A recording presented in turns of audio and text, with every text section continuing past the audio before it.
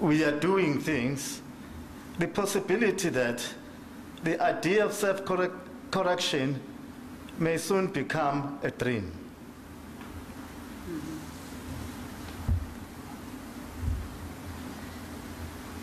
Thank you, Mr. Mtembo. I almost feel the need to quote Martin Luther King Jr., I have a dream.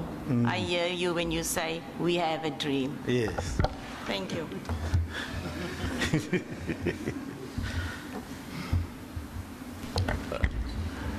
Advocate Gounden. Thank you, Chair. Mr. Mtembu, I think the value of this commission at the end of the day is not going to be so much in whether we stop the killings now or resolve the killings. This is a longer issue that we have to deal with. It's going to be how the South African public interprets what it is that is going on in South Africa. So, and I think it's going to be very important for ourselves also in writing this report, how we contextualize this. And so I want to get your view on this so that it assists us in contextualizing the report correctly. Okay. As a communist, your departure point obviously is to look at the objective realities. Yes. That's what you work with. Your starting point is the objective realities. So let's look at some of those objective realities. The one is, as you alluded to earlier on, is the social engineering of our society. Yes. Particularly to the disadvantage of the majority of our people. Under apartheid, prior to that, under colonialism, the engineering of skills, the engineering of capital, and the engineering of opportunity. That's the one objective reality. The result of that objective reality is unemployment, inequality, and poverty. The other objective reality is that even with the best of intentions, with the best of resources, even with a communist as the mayor of eThekwini municipality, we have increasing poverty, increasing unemployment, and increasing inequality, which means that the structural deficiencies that we inherited are extremely deep-rooted and are not going to be easy to deal with. And probably it was generation. Okay, so this is where we are. Now, in your discourse also, I know that you say it is your existence that determines your consciousness. So I don't want us to interpret this report from my middle class narrative or from an elite narrative that says this is all about greed. Because then we might have a very incorrect analysis of what is going on. I think, as the colleagues from Salga who came indicated, that yes, to an extent it's about need, as you put it here. Where you get it from is not relevant. How you get it. So to an extent it is about need, and yes, to an extent it is about greed also. Yes. And this is what Salga put to us. So I want to get your understanding also, when we are going to frame this report, that is this the issues that we are dealing with also driven by poverty, unemployment, and inequality, or is it just the fact that there is a party in power, there is opportunism, and it's greed? Okay.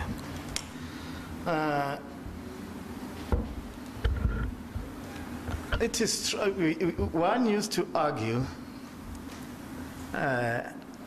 with comrades that yes, there is a majority of members of the party who said no, it's high time the party need to contest state power, and then do what?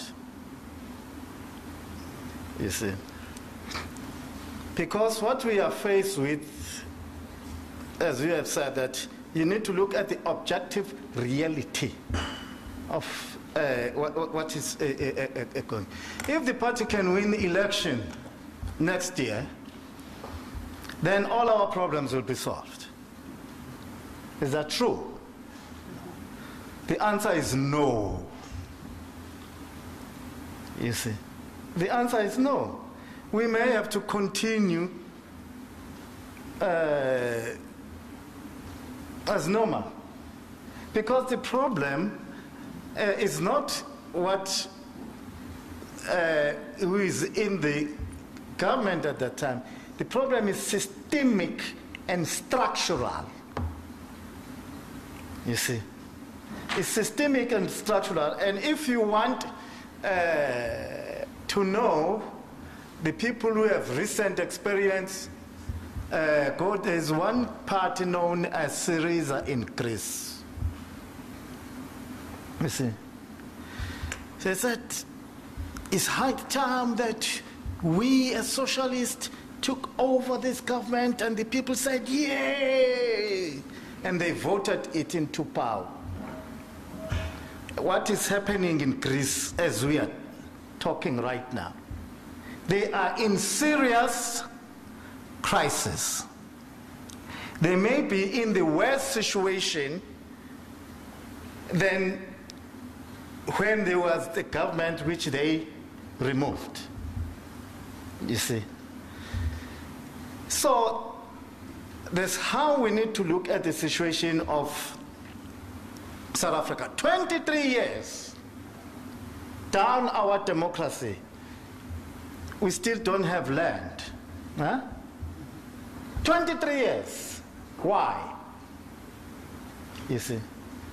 And again, the majority of our people are still swimming in a pool of poverty. But we are saying we are free. You see. This is what we need to, although some people are raking millions in state tender while others are swimming in the pool of poverty. You see. So that is what we need.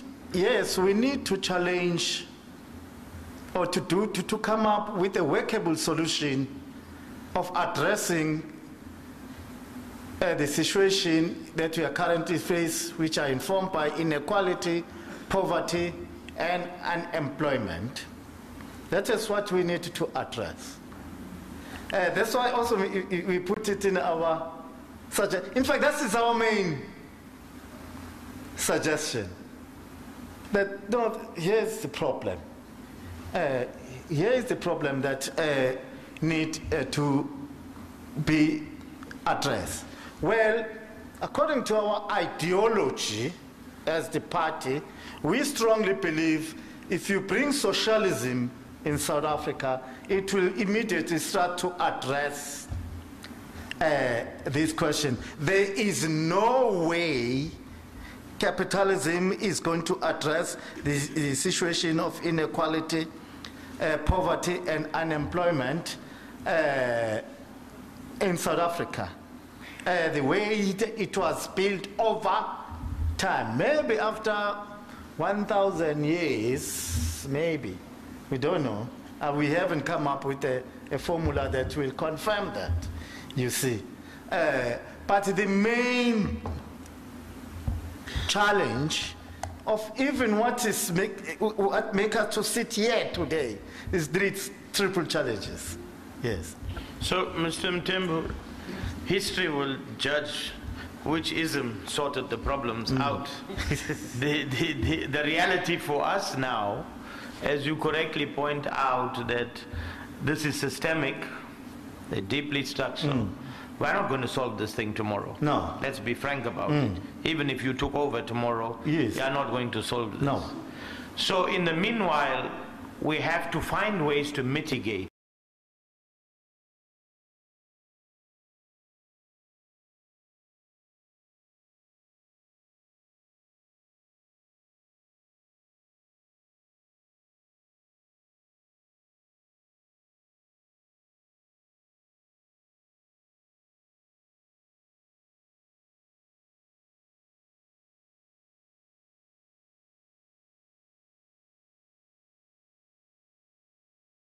The factionalism, Yes. the political power mongering, the crime, the exploitation by crime lords of Yes, politicians. exactly. This is South Africa. It's not just Glibland. Yeah.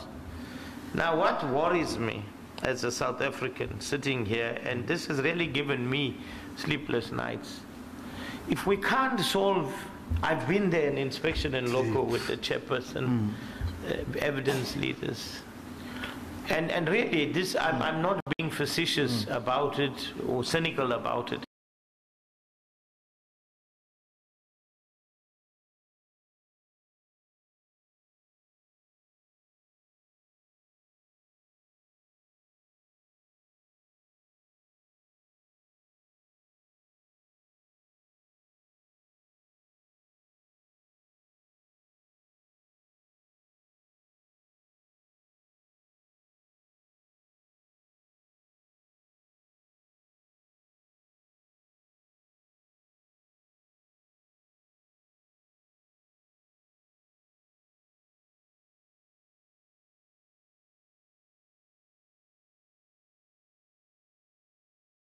Our time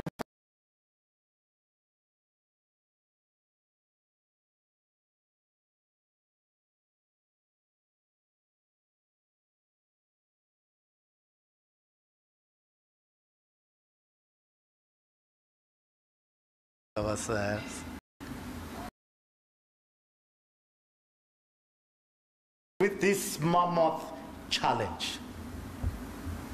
That we are faced with this mammoth challenge. That's why it requires a change of heart by the people of South Africa, or they are going to perish very soon.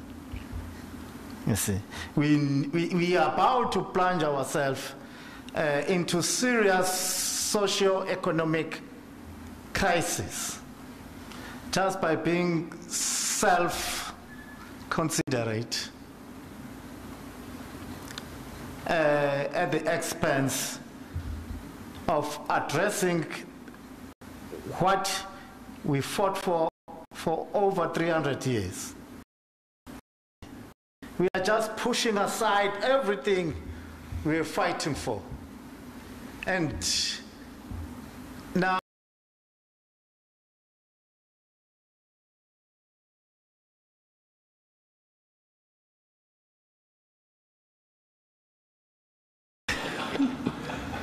I think somebody knows what to do about it. Talk on my email.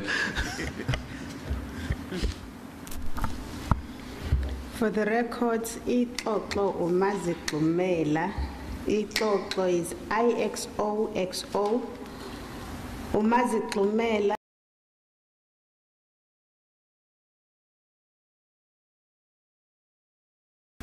meaning one man for himself. So, Mr. Mtembu, my final question to you. You did say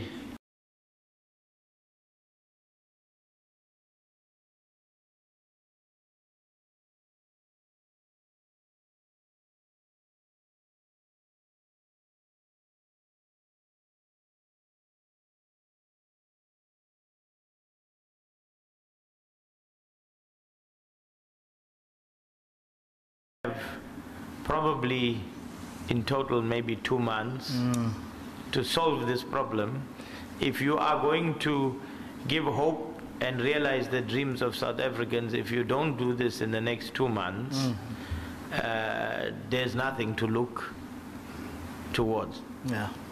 What will you as the South African Communist Party do in the next 2 months to ensure that South Africans don't land up in this situation you just described?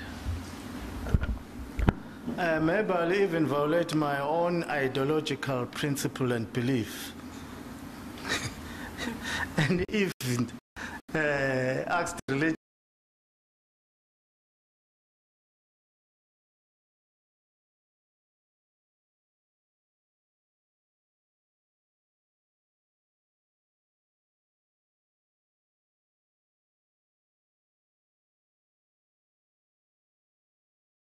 to make things right, you see, to make things right.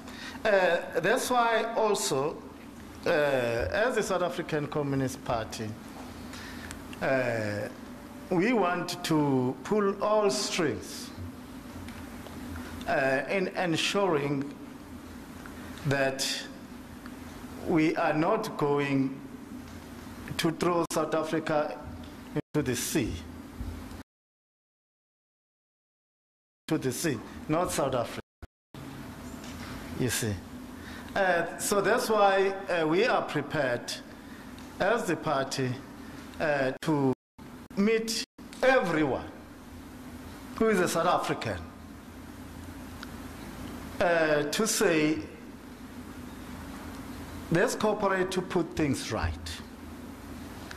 That's why as the South African Communist Party, we are prepared to call every patriot to. That's all what I can say.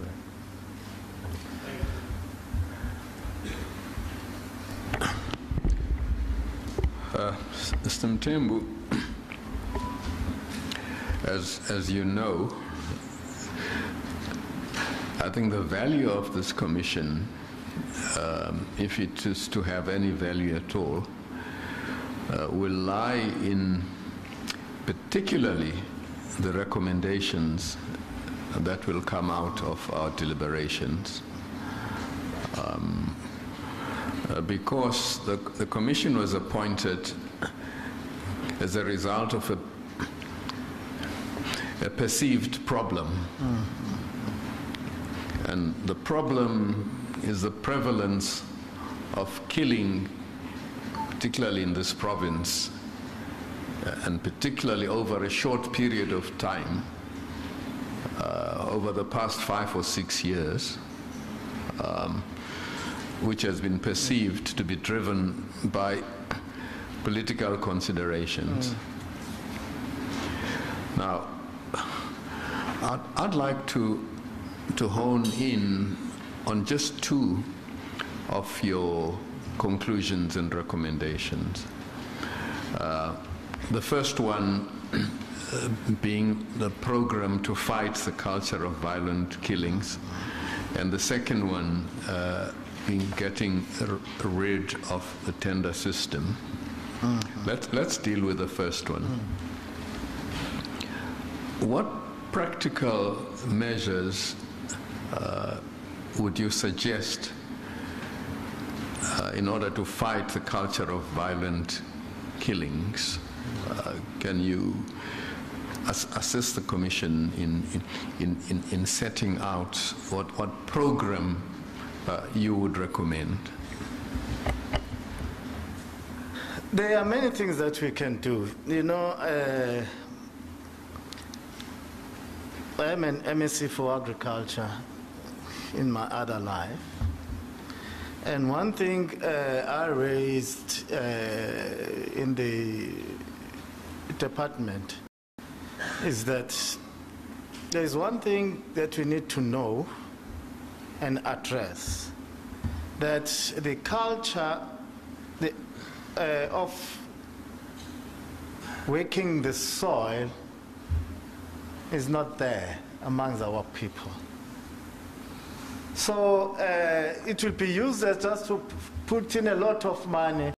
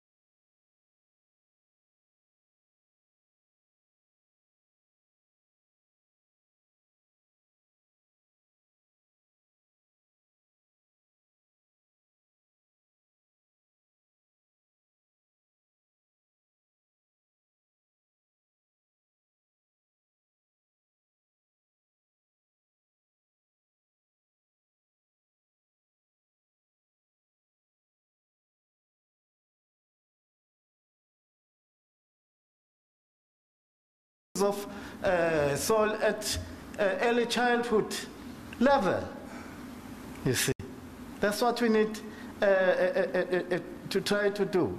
What are we doing as the government, as the South African, to teach our child the value of peace at an early childhood level? What are we doing as the government, as the people of this country, to teach collectiveness and self and respecting to each other at an early age? What are we doing about it? Because if we can do that, we are going to reap the fruits of it right down the line. The other thing that we strongly believe that it can work is that we need to pour enough resources to confront this scourge.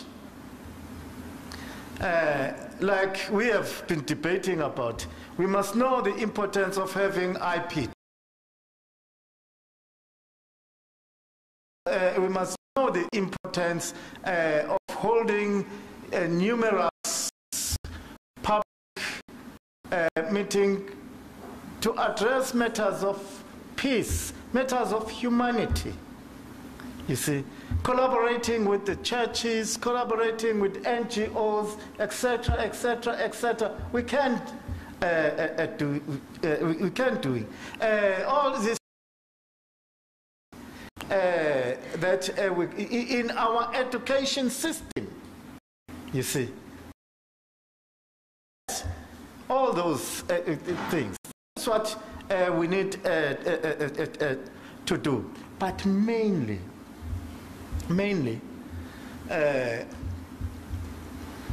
to address the issue of economy properly, we need to do that. We need to address the issue of service delivery honestly. Those are the things that we need to do. So I can go on and on and on and on.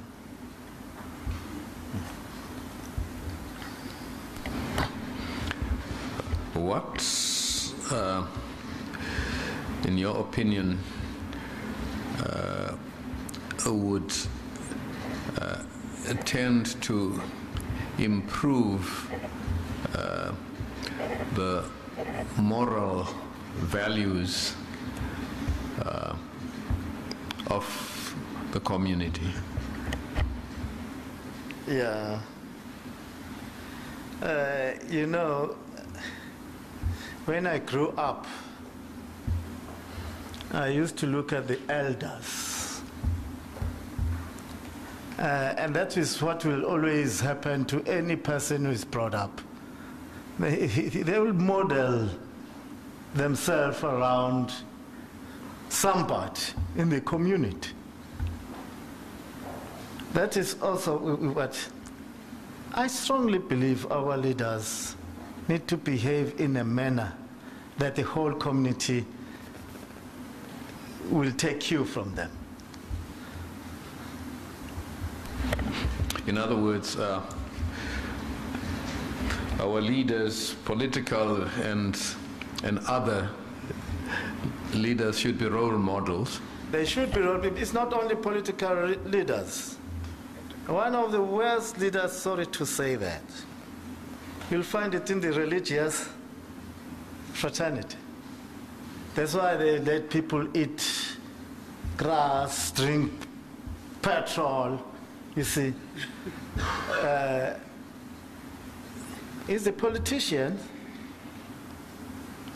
it's the religious leaders, and all in each and every spheres of our lives.